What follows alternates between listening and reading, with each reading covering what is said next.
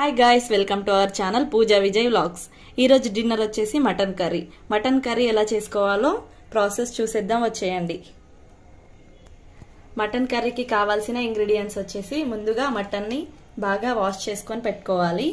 Next వచ్చేసి onions, మిర్చి, పుదీనా, ధనియా పౌడర్, అల్లం పేస్ట్, కొత్తిమీర, ది ఆనియన్ అండ్ ఎండు కొబ్బరి పేస్ట్, కారం పొడి, పసుపు, ఉప్పు. స్టవ్ ఆన్ చేసి బాండీ పెట్టుకొని అందులో ఒక 3 టేబుల్ స్పూన్ ఆయిల్ వేసుకోవాలి.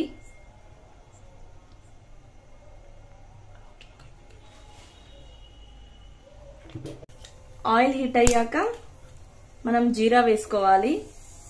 జీరా ఎందుకు వేస్తున్నానంటే డైజెషన్ తొందర అవుతుంది.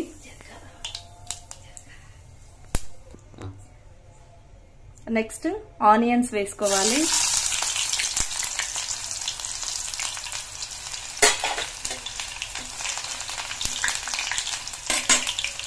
నెక్స్ట్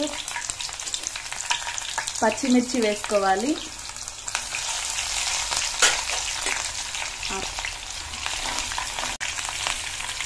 నెక్స్ట్ అల్లం పేస్ట్ వేసుకోవాలి.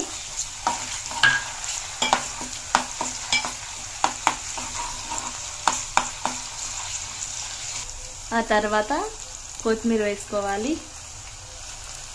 కొత్తిమీర స్టార్టింగ్ వేస్తే కొత్తిమీర ఫ్లేవర్ బాగా తెలుస్తుంది. పుదీనా వేసుకోవాలి.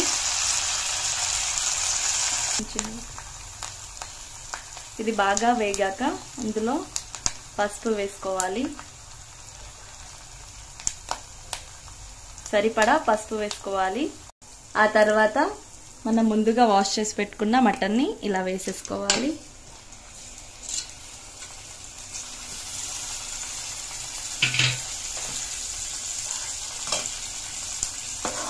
వేసేసుకొని ఇలా బాగా కలుపుకోవాలి.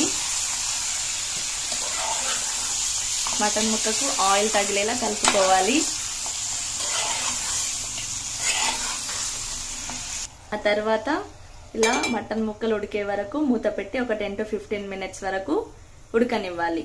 తర్వాత బాగా ఉడికిన తర్వాత పీసెస్ కారం వేసుకోవాలి. 3 స్పూన్స్. ఎంత స్పైసీ ఉంటే అంత బాగా వస్తుంది టేస్ట్. పౌడర్, నెక్స్ట్ సాల్ట్ వేసుకోవాలి రుచికి తగ్గట్టు. మంచిగా మిక్స్ చేసుకోవాలి. ఆ తర్వాత వాటర్ వేసుకోవాలి గ్రేవీ కోసం. ఇలా వాటర్ వేసుకొని బాగా మిక్స్ చేసుకోవాలి. ఒక 5 మినిట్స్ మూత పెట్టేసుకోవాలి. ఇలా మటన్ ఉడికిన తర్వాత ఒక 10 to 15 మినిట్స్ ఉంచినాక మూత తీసి మటన్ చాలా బాగా ఉడికింది. ఓకే, ఒక 10 to 15 మినిట్స్ తర్వాత ఇట్లా మూత తీసి మటన్ ఉడికిందో లేదో ఇలా చూసుకుంటే మటన్ చాలా బాగా ఉడికింది. అలానే స్టవ్ ఆఫ్ చేసి కొత్తిమీర గార్నిష్ చేసుకోవాలి. ఇలా మీరు ఈరోజు ఏం వంట చేసుకున్నారో కామెంట్ బాక్స్ లో కామెంట్ చేయండి. నచ్చితే లైక్ చేయండి, షేర్ చేయండి, సబ్స్క్రైబ్ చేయండి.